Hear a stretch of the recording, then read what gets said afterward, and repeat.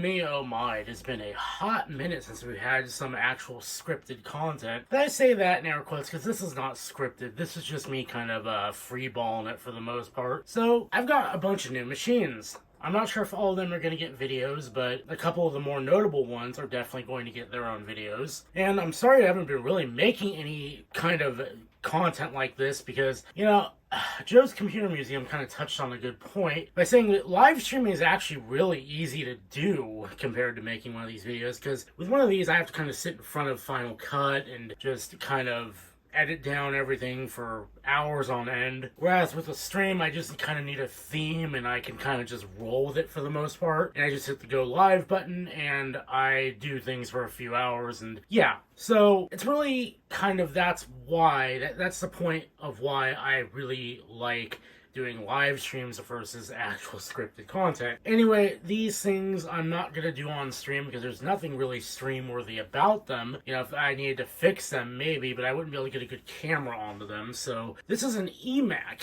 and this is a 800 megahertz G4 eMac, which means it is the last eMac to run Mac OS 9, which is exactly what I've done with it. I got OS 10 on this thing as well, but for the most part, this is going to be an OS 9 machine, with OS 10 kind of just there for giggles at this point. But this was acquired at eWaste for the low price of free $99. This was something I did not expect to run into at this point in time, because I've kind of wanted one of these to mess with, but I didn't expect one to just kind of land in my lap like this one did. Though, what you may not see from the video right now is that this thing actually was in really rough shape. It was pretty crusty all around. Like, this had been in a school full of, like, children who never washed their hands in their lives, and it was just all around crusty as all heck. So I had to really give it some elbow grease to get it to shine up very nicely. The internals were caked in dust, and I had to wash out the fan, and thankfully it all came together quite nicely. It is kind of tucked together in this corner, and unfortunately this machine is very heavy. So I'm not going to really bring it out to show you around, but know that it was just in really rough shape, and it cleaned up really well. One of the things I use for things like this when they're being really stubborn is one of these melamine foams, or melanine foams. I can't remember if it's an N or an M, but these are sold as magic erasers. You can buy them generic, even from Target. Like, I got a whole, like, big box of these at Target for like $5. You can probably find them cheaper if you get them on Amazon or something, but for the most part, I went with Target because I could just get them today and I don't have to wait for them to show up. And I went to town on this thing, and yeah, it's gonna leave a little bit of a cloudy appearance, because really what those foam pads are is a really mild abrasive. But for these white plastics, you really don't notice it all that much. So it's very nice for getting scuffs and stuff off of here that look like they're pretty on there. So this thing cleaned up exceptionally well with those little pads. So I'm very happy at the way this turned out, because this thing looked very rough at first. Now, it did also look like it had some liquid damage, but thankfully whatever liquid damage it had did not make it terribly far to the machine, because there's a bottom door down here, and again, due to the weight of this thing and my back not really being what it used to be, I'm not going to pick it up and show you at the moment, but there's a door, you're just going to have to believe me, on the bottom that allows access to the RAM and the PRAM battery, I believe. And that door has a little pad on it, like the iMac kind of does, and that pad kind of rests against the metal under chassis of the machine, and that pad actually got liquid on it at some point, and it started corroding away the metal under chassis of this machine. Well, thankfully, it didn't get very far. I was able to kind of get some abrasive on it and wipe it away. The pad sadly had to be disposed of, which meant that all that was left was bare plastic, and because of that, because of the way it rests against that bit of chassis down there, it doesn't align correctly anymore. But thankfully, for the most part, once it's back on its feet, you'll never notice that that is a thing that happened. So, up front, we can see we have the two speakers, which sound absolutely amazing, by the way. Not sure we'll get a chance to actually flex those, but we're going to try. We have the CD-ROM drive. Now, this is really interesting because I've had restore disk for an eMac. As far as I know, the restore disk for this thing would have gone back to, I believe, Jaguar. I could be wrong. This thing says it shipped on 10.1.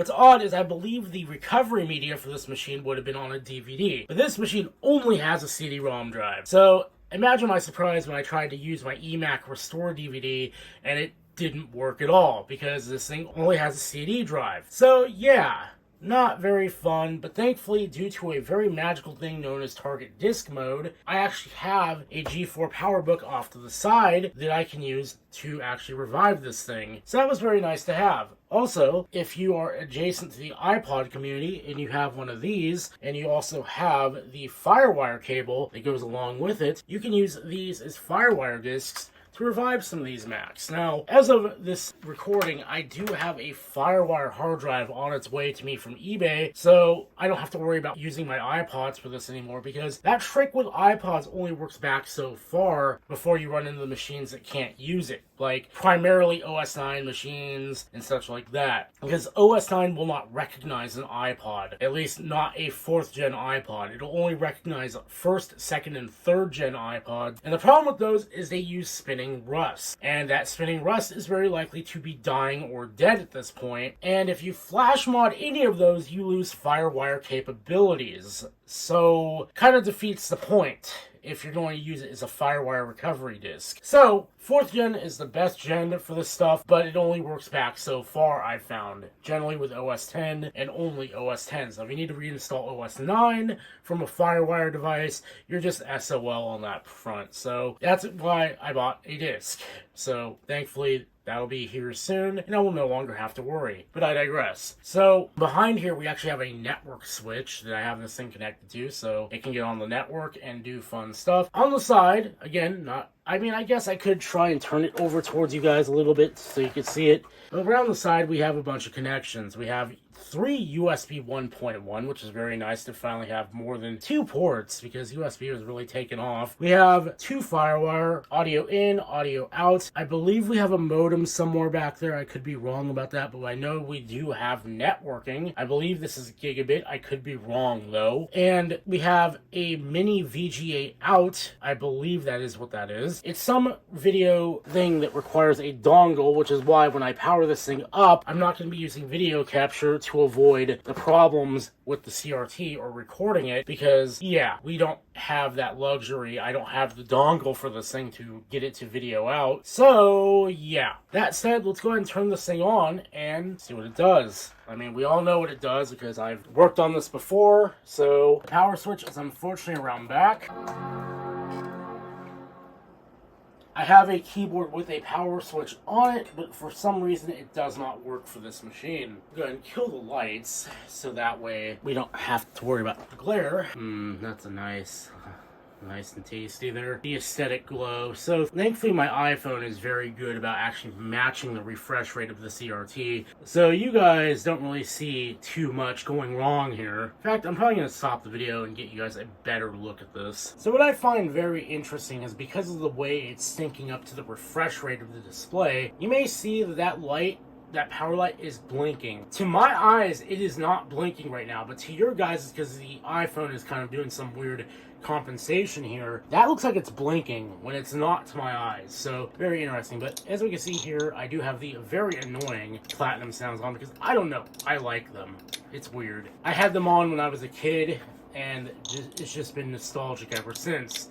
So I currently have this running at 800 by 600 at 112 hertz. That was one of the nice things about these CRTs, is you can actually run them at a lower resolution but crank the refresh rate such that things just look really awesome. Like, man, my mind was blown when I got my iPhone 13 and its high refresh rate stuff, but man, this is just something else. So, as we can see here, we do have a 10 gigabyte OS 9 partition and a 19 gigabyte Mac OS 10 partition. Well, I say 19, that's actually should be 30, but I also have my OS 9 stuff on here as well. But this thing needs a new hard drive, and I don't say that because it's bad, but just because 40 gigs is not really enough.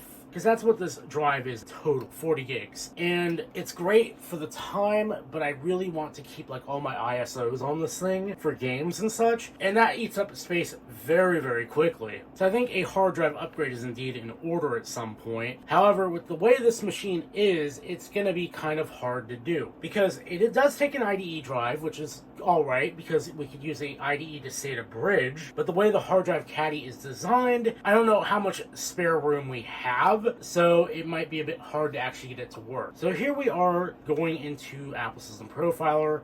We have a PowerPC G4 at 800 megahertz. We can do Apple USB keyboard. We've got the quote-unquote 10 keyless one. I don't know if you guys can see it, but this one here that I think shipped with iMacs back in the day. I like this because it gives me a little more desk space because my retro battle station over here does not have a lot of room. Go to devices and volumes, we can see a bunch of stuff. So we have USB 0, USB 1. Now, I actually have a Dell monitor beside me right now, and that actually is serving as a USB hub. Everything I have plugged in, so that's the hub it's talking about right here. Let's see, does it? Standard microsystems, no, it doesn't say like Dell or anything, but yeah, we got our hub and the keyboard right here, and then the mouse, which is one of these lovely Pro mice that everybody cheered on when they were introduced to free us from the puck mouse. We have a USB floppy drive, which I do actually kind of use, and is a teaser for some future content, if you could make out what that is.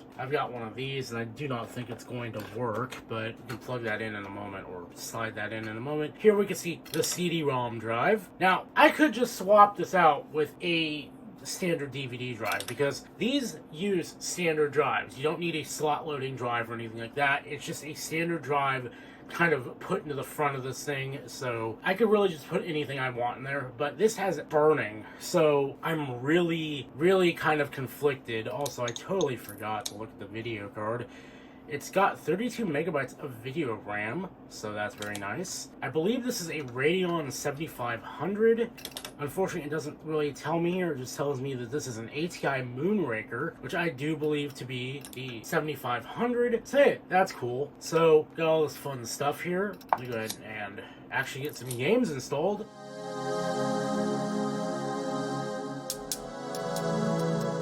So before we get on to the good stuff, I wanted to show off Virtual CD DVD ROM utility, which is something I use quite a lot. It works so good, and yeah, Toast also works for this, but this just works better because I can just grab all my ISOs right here, and boom, it mounts all of them perfectly. I can grab all these Toast files here for Diablo 2. I do plan on giving a run, drag it on here, mount everything up perfectly fine. Very lovely utility. Give it Unreal as well. Why the hell not? Whoop-a-doop. And now if I go ahead and just close all these, we can see we have an absolutely massive number of disks on the desktop. So now I'm going to get everything all installed, and we will be right back. This is also why I said I want a better hard drive, because once we start installing games, that 40 gigs is going to start going real fast, because Diablo 2 alone wants 1.5 of those gigs, and ISO storage, again, we're going to start running out of space very fast once we start really getting into this. So with regards to replacing the hard drive, again, in this thing, it is quite involved, and that's funny coming from an iMac, which is usually quite involved in and of itself, but the eMac, they kind of really stuff the hard drive way back there, and you have to really dig into this machine to get it. So it's one of those things where if you're going to go in and replace it, you want to make it worth it. So hold off until you get like an SSD or something and just stick that in there. You want to see a magic trick? So I memorized the CD key for this game because it's really easy.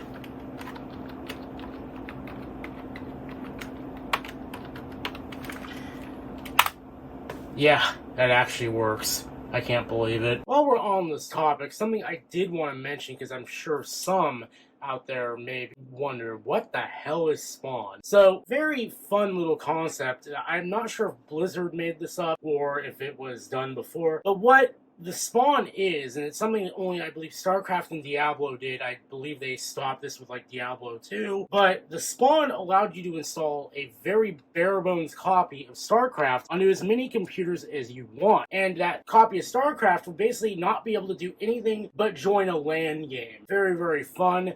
So that way, if you wanted to have like a LAN party, but not everybody had a copy of StarCraft, you could go around and install the Spawn on everybody's computers, and they could all play with you, and it was awesome. So long as the host had a copy of paid-for StarCraft, it would work perfectly fine. So I remember that back in the day when me and my friends would actually play StarCraft, and you don't want to buy multiple copies. I mean, who did? So he would actually install the Spawn on all of his computers, and we could have a LAN game going for the low price of just one copy. Very nice. So now we're going to move on to installing Brood War, and I believe this is where they ended the Spawn program as well, though I'm not sure if the Spawn works with Brood War. So, very interesting thing that Blizzard did, and very cool kind of thing of the times, so to speak. Guys, don't steal my CD key, I swear. I'll know. I'm kidding, but that key is freely available on Macintosh Garden. But what's kind of fun is I actually still have these games, like Diablo 2.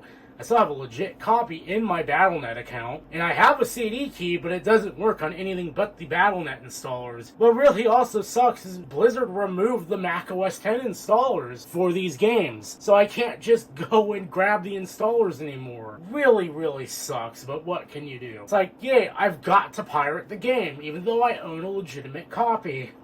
Good job. So now we are going to install Unreal, and this is kind of a fun little thing. So if you want to no CD Unreal, so you don't have to mount the CD every time you want to play it, it deceives you a little bit. You actually have to install the minimal installation at first, because if you go for customize, it'll say you can install the game files, and that will work for a minute until you update Unreal, and then it's going to completely break everything once you actually update Unreal. So what you need to do is do a just install, and it'll install everything but the game files, because it'll want to look for the optical drive for that. And then you actually have to drag the files manually over from the optical drive onto the Unreal directory, or into the folders in the Unreal directory, and then it'll actually work as intended. I'm not sure why that is, probably just a bug, but that's how you get around that problem. Very deceptive. It took me so long to figure out why it was just not working so well, and that's why. We're actually going to be going through that very quickly here in just a moment, because this installs relatively fast, because it is, and I don't know why it does this every time. It's no big deal. Doesn't mean anything. So we have the Unreal files here. We're going to go into macOS 9. All those sounds. Oh my god. And the Unreal folder is here. And now we have our games folder right there. Because what is organization? macOS 9 sure don't know. So once again, as list.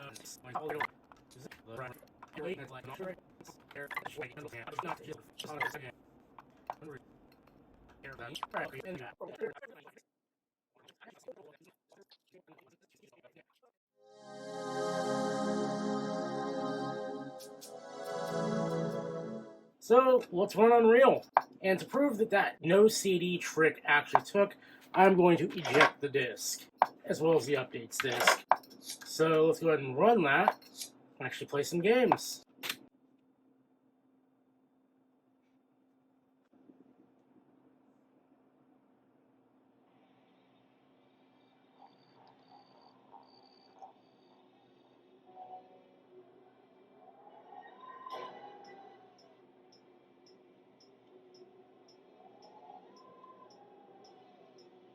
Man, brings back memories.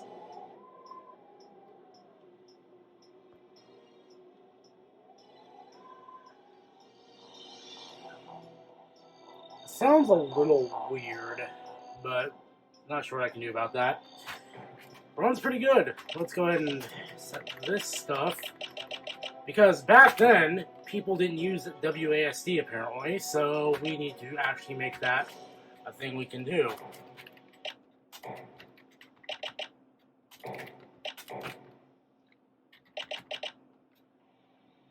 I'm just gonna go ahead with that. I don't plan on playing very long because it's kind of awkward for me to control it from where I'm at. We're not going to save the game. New game, easy, sure. Also, hey, Digital Extremes. Kind of funny to play one of their early games when they are now the people pretty much behind Warframe, and kind of how interesting to see where they're at now. Prisoners 8 over 9 escaping. This runs super nice. And you know what's funny is the frame rate is unlocked, but no tearing, because CRTs are awesome for this. Prisoner 3 escape 7 is Skipping. Also, you guys may not be able to see anything, neither can I, because oh my god, the blacks are amazing on CRTs.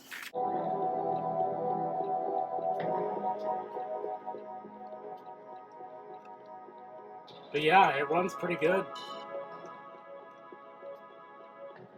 Pretty happy with this.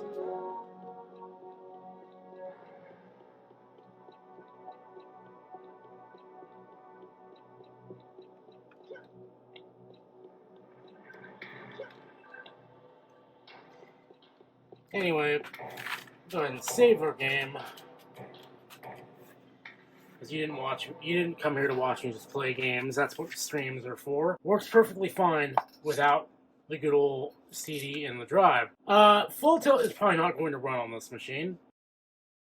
Generally, Skullduggery is the table that gives you the least issues, but this is a G4 on Mac OS 9.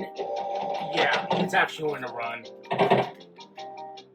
That's why I love this game. Not only are pirates cool, but this table has consistently given me the least problems. I know we just did Unreal. Let's do Unreal Tournament. We're going to use Rave. Actually, make sure this is looking good. Yeah, switch it back to Millions. Rave, because that's what ATI uses. And it's probably going to run very similarly, if not the same. We'll get our wonderful intro animation here, which is also very dark, as it was on Unreal.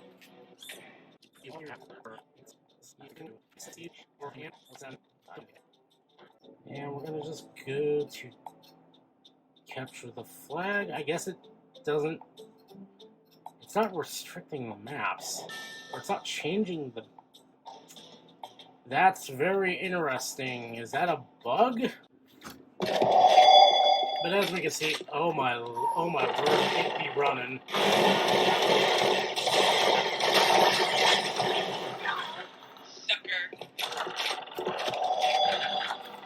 And it be running really good. Let's rock! This is the kind of performance I dreamed of when I was so young.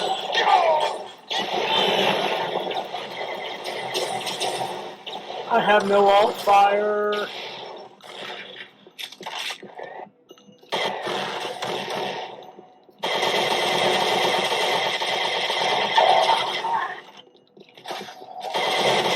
Hey, buddy. What you doing right there? You like that?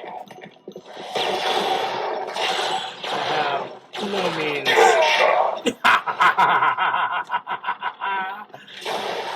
Oh, that was amazing. Alright, anyway, you did not come here to watch me play games all day. Maybe you did, but that's not what this video is about. I'm not going to bother with StarCraft because we know it's going to run perfect on this machine. That was meant for far older machines than this. But we're going to play Diablo, which Diablo is a game that is very poorly optimized, in my opinion, because it runs the locked 25 FPS. I'm going to go ahead and find where I stashed it, which is over here, because we have more space. As you can see, we're down to 17 gigs on this because of Diablo and all the ISOs. So we don't... I mean, I guess we'll leave it... Oh, we can do OpenGL. Interesting. I guess I'll leave it at thousands. Why not? This thing is going to freak out for a minute.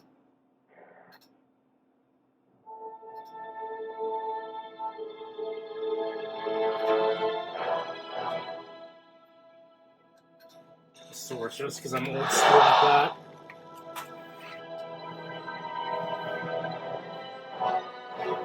Back when I used to play ladder, I was sorceress all the way. Good day. Man, this is really... I might need to calibrate the display a little bit because it's a bit too dark. So, I'm going to run... But as you can see, we are locked at 25 FPS as of right now, if you can see that well enough. And we'll come out here. Evil beware.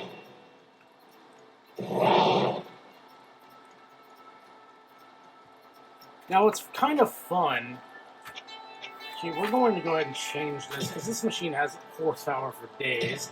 One of the nice things about the expansion is you can change your resolution to 800 by 600. I know that's going to look a little weird because it's trying to adjust to the refresh rate, and I'm sorry, but what can you do? So we're going to go ahead and go to save and exit. And again, you may have noticed we were locked at 25 there. But if we go to a multiplayer game, go ahead and host the game, this will actually unlock the frame rate, but it's still not that good.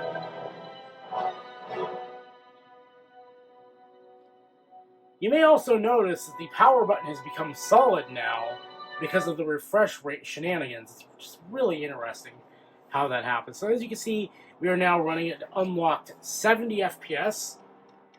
The minute I start running around, though, it's going to start tanking. Because, again, this game is not very well optimized. Evil beware. And it's weird. So even though I'm hosting it from this machine, it's acting like I'm lagging. Because, I don't know. Maybe it's hosting like a server instance in the background and connecting this game client to it. It's so weird. But I remember playing this game on dial-up way back in the day, and the lag spikes it gives me are very reminiscent of that, so it's really interesting that this is happening on a thing I'm hosting. So I'm going to turn off perspective, which I usually do because I found it to be kind of nauseating. And that kind of helped our FPS a little bit, actually.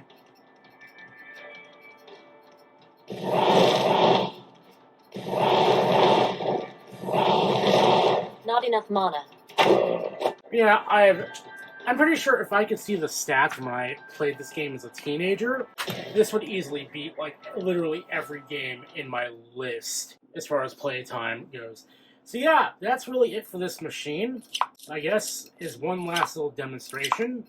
We can go ahead and bring this thing into OS 10. So I'm running Panther on this because I already have enough Tiger machines, to be perfectly honest.